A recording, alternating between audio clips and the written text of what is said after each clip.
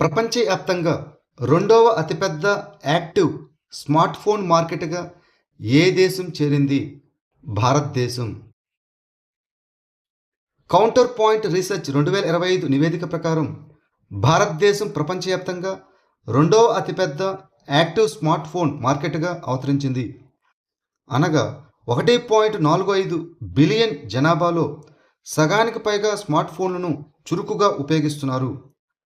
ఇక భారతదేశం చైనాను వెనుకబడి ఉంది. అనగా చైనా మొదటి స్థానంలో నిలిచింది. భారతదేశంలో ఎమ్మెల్యేల హాజరును గుర్తించడానికి ఏఐ ఆధారిత ముఖ గుర్తింపు సాంకేతికతను ఉపయోగించిన మొదటి రాష్ట్ర శాసనసభ ఏది? ఆంధ్రప్రదేశ్. ఆంధ్రప్రదేశ్ ఫిబ్రవరి 2026లో శాసనసభ సభ్యుల కోసం ఆర్టిఫిషియల్ ఇంటెలిజెన్స్ ఆధారిత ముఖ గుర్తింపు హాజరు వ్యవస్థను ప్రవేశపెట్టింది. ఈ వ్యవస్థను 2026 ఫిబ్రవరి 11న రాష్ట్ర బడ్జెట్ సమావేశాల ప్రారంభంలో ప్రారంభించారు.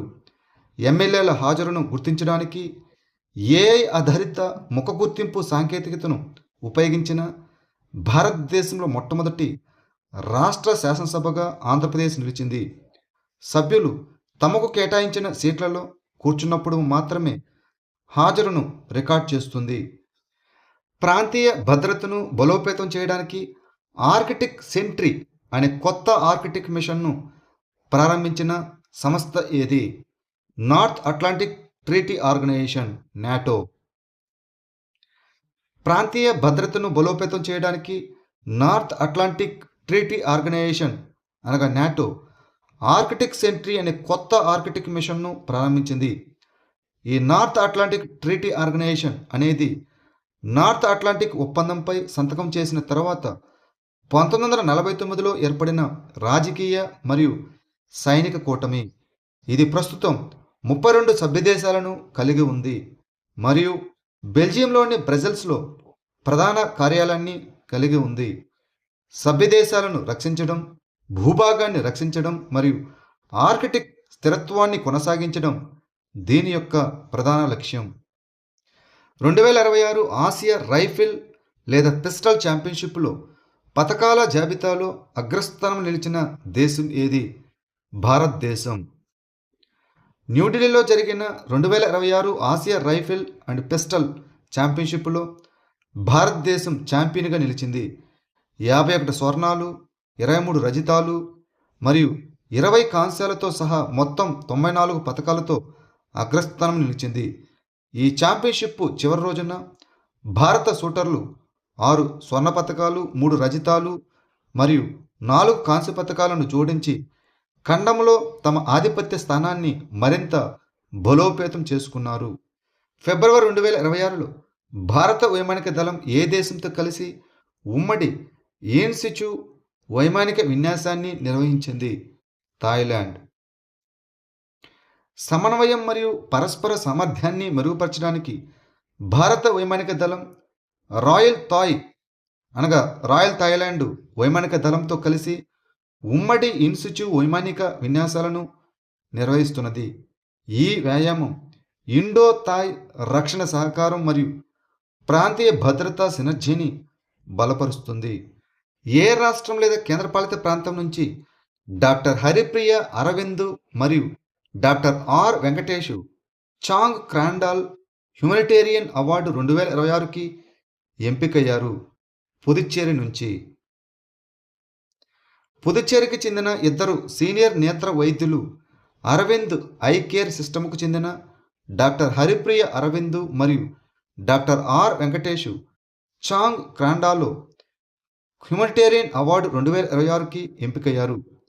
కంటి శుక్లం అంధత్వాన్ని ఎదుర్కోవడంలో మరియు సరసమైన కంటి సంరక్షణను విస్తరించడంలో వారి అత్యుత్తమ కృషికి గుర్తింపుగా ఏప్రిల్ 11, 2026న వాషింగ్టన్ డీసీలో జరిగే American society of cataract and refractive surgery foundation సమావేశంలో వారు ఈ అవార్డును అందుకుంటారు. నాగాలాండ్లో పాంగోలిన్ వేటను నిషేధించిన సంఘం ఏమిటి? నాగా కమ్యూనిటీ. సంగ్తం నాగా దాని అత్యున్నత సంస్థ అయిన యునైటెడ్ సంఘం లికుమ్ పుంజీ ద్వారా దాని అధికార పరిధిలో పాంగోలిన్ వేట మరియు వ్యాపారాన్ని అధికారికంగా నిషేధించింది. ఇది ఈశాన్య భారతదేశంలో పాంగోలిన్ సంరక్షణలో ఒక ప్రధాన అడుగుగా నిలిచింది. భారతీయ మరియు చైనీస్ జాతులతో సహా పాంగోలియన్లు అంతరించిపోతున్నాయి. 10 లక్షలకు పైగా లబ్ధిదారుల కోసం స్త్రీ సురక్ష పథకాన్ని ప్రారంభించిన రాష్ట్రం ఏది? కేరళ. కేరళ ముఖ్యమంత్రి పినరయి విజయన్ ఫిబ్రవరి 11, 2026న స్త్రీ సురక్ష పథకాన్ని ప్రారంభించారు. ఇది ఆర్థికంగా వెనుకబడిన మహిళలు మరియు 35 నుంచి 60 సంవత్సరాల వయసు గల ట్రాన్స్ ఉమెన్లకు నెలవారీ ₹1000 పెన్షన్ను అందిస్తుంది. ఈ పథకం ఇతర సామాజిక సంక్షేమ పెన్షన్ల పరిధిలోకి రాని నిరుద్యోగులు మరియు ఆర్థికంగా బలహీనంగా ఉన్న వ్యక్తులను లక్ష్యంగా చేసుకుంటుంది. కళా సంస్కృతి వికాస్ యోజనని ఏ మంత్రిత్వ శాఖ అమలు చేస్తుంది? సాంస్కృతిక మంత్రిత్వ శాఖ, ద మినిస్ట్రీ ఆఫ్ కల్చర్. కళా సంస్కృతి వికాస్ యోజన అనేది సాంస్కృతిక మంత్రిత్వ శాఖ యొక్క కేంద్రంగ పథకం. ఇది భారతదేశం అంతటా కళ మరియు ప్రదర్శన కళలను ప్రోత్సహించడానికి షెడ్యూల్డ్ కులాలు సహా సాంస్కృతిక సంస్థలు మరియు కళాకారులకు ఆర్థిక సహాయం అందిస్తుంది. దీనికి రాష్ట్రాల వారీగా నిధుల కేటాయింపు లేదు. ఈ పథకం సాంస్కృతిక సంరక్షణ, శిక్షణ, మౌలిక సదుపాయాల సృష్టిని ప్రోత్సహిస్తుంది మరియు కళాకారులకు ఆర్థికంగా మద్దతిస్తుంది. International military adventure challenge cup 2026కి ఏ సాయుధ దళం ఆతిథ్యం ఇస్తున్నది? Indian army.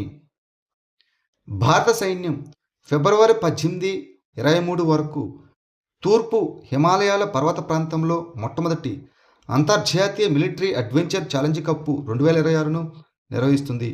ఈ కార్యక్రమంలో భారతదేశం మరియు 7 స్నేహపూర్వక విదేశీ దేశాలైన భూటాన్, బ్రెజిల్, కజకిస్తాన్, కిర్గిస్తాన్, నేపాల్, శ్రీలంక మరియు సౌదీ అరేబియా నుంచి సైనిక జట్లు పాల్గొంటాయి.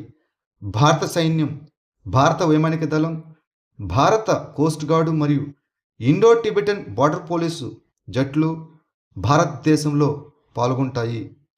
బయోటెక్నాలజీ మరియు సంబంధిత రంగాల కోసం బైరక్ పరిశోధన, అభివృద్ధి మరియు ఆవిష్కరణ నిధిని ఏ మంత్రిత్వ శాఖ ప్రారంభించింది? సైన్స్ అండ్ టెక్నాలజీ మంత్రిత్వ శాఖ, the ministry of science and technology. Biotechnology మరియు సంబంధిత రంగాల కోసం సైన్స్ అండ్ టెక్నాలజీ మంత్రిత్వ శాఖ న్యూఢిల్లీలో బైరక్ పరిశోధన, అభివృద్ధి మరియు ఆవిష్కరణ నిధిని ప్రారంభించింది. జాతీయ ప్రభావంతో లోతైన సాంకేతిక ఆవిష్కరణలు మరియు స్వదేశీ తయారీని ప్రోత్సహించడం ఈ నిధి యొక్క లక్ష్యం. గత దశాబ్దంలో భారతదేశ బయో ఎకానమీ గణనీయంగా పెరిగింది. ఇటీవల వార్తల్లో కనిపించిన గిల్బర్ట్ హిల్ ఏ రాష్ట్రంలో ఉంది? మహారాష్ట్ర. గిల్బర్ట్ హిల్ ఇటీవల పారిశ్రామికవేత్త ఆనంద్ మహేంద్ర సోషల్ మీడియా పోస్ట్లో దీనిని హైలైట్ చేయడంతో వార్తల్లోకి వచ్చింది. ఈ గిల్బర్ట్ హిల్ అనేది మహారాష్ట్రలోని ముంబైలోని అంధేరిలో ఉన్న 200 అడుగుల ఎత్తైన నల్ల బసాల్ట్ శిల. ఇది మెసోజోయిక్ యుగంలో దాదాపు 66 మిలియన్ సంవత్సరాల క్రితం ఏర్పడిన పురాతన బసాల్ట్ శిల నిర్మాణాల్లో ఒకటి. అగ్నిపర్వత విస్ఫోటనాల ద్వారా ఇది సృష్టించబడింది మరియు డైనోసార్ యుగం ముగింపును సూచిస్తుంది. కపిలాష్ వన్యప్రాణుల అభయారణ్యం ఏ రాష్ట్రంలో ఉంది? ఒడిశా. కపిలాష్ వన్యప్రాణుల అభయారణ్యం ఒడిశాలోని ఢెంకనల్ జిల్లాలో ఉంది. తూర్పు ఎత్తైన ప్రాంతాల తేమతో కూడిన ఆకురాల్చే అటవీ రకం.